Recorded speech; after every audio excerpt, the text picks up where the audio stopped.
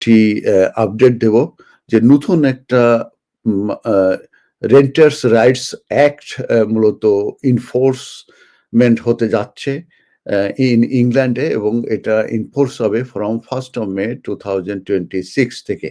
আর এটার প্রাথমিকভাবে এটার উদ্দেশ্য হচ্ছে যে টেনেন্টের যে রাইটস আছে সেটাকে আরো শক্ত করা।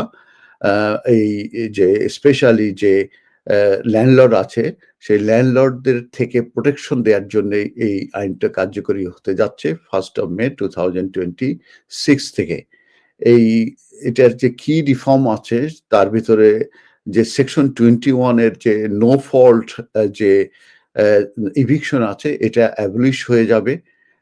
এরপরে যে ফিক্সড টার্ম যে টেনেন্সি আছে সেটা পিরিয়ডিক্যাল হয়ে যাবে। তারপরে আমরা জানি যে বিডিং এর সিস্টেম করে এজেন্ট যারা আছে কিংবা ল্যান্ডলর্ড, সেই বিডিং সিস্টেমটা ব্যান হয়ে যাবে। এবং এই ল্যান্ডলর্ডদের জন্য যে ইনফোর্সিং করা হবে কমপ্লায়েন্স রিকোয়ারমেন্ট ফর ল্যান্ডলর্ডস, এবং সেটা না করলে তাদের কিন্তু ফাইন হতে পারে।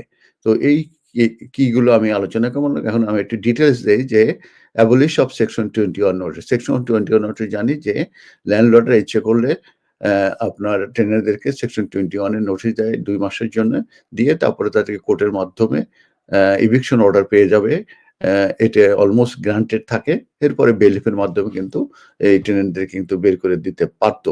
সেই সেকশন 21 এর যে ল্যান্ডলর্ড এটার এটা অ্যাবলিশ হয়ে যাচ্ছে। এটার মাধ্যমে টেনেন্টদেরকে কোনো উইদাউট স্পেসিফিক কোনো লিগাল ভ্যালিড রিজন ছাড়া তাদেরকে ফোর্স করতে পারবে না এই ইভিকশনের জন্য।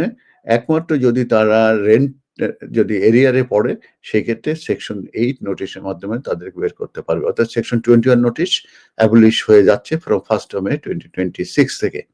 পিরিয়ডিক টেনেন্সির কথা আমি যেটা বলেছি যে সব টেনেন্সি এটা মুভ করবে to a rolling periodic basis, এবং অ্যালাউ করবে যে টেনেন্টরা আছে তারা 2 মাসের নোটিসে ইচ্ছে করলে ওই ঘর থেকে চলে যেতে পারবে কিংবা ওই টেনেন্সি এগ্রিমেন্ট টার্মিনেট করতে পারবে। এই মুহূর্তে যেটা আছে সেটা হচ্ছে 12 মান্থের যদি ফিক্সড টার্ম থাকে 12 মান্থ তাকে ওখানে থেকে তারপরে তাকে ওখান থেকে বের হতে হবে। সে 2 মাসের নোটিসে বের হতে পারতো না। এটাই এখন নতুন আইন হবে। আর যেটা হচ্ছে যে বিডিং ব্যান করে দেয়া হচ্ছে। আমরা জানি যে এজেন্সি কিংবা যে ল্যান্ডলর্ড থাকে তারা এইটা এই যে এই যে বিডিং এটা এনকারেজ করে থাকে সেটা ব্যানিং করে দেয়া হচ্ছে, এবং অ্যাডভার্টাইজমেন্ট রেন্ট এটাও কিন্তু বন্ধ করে দেয়া হচ্ছে।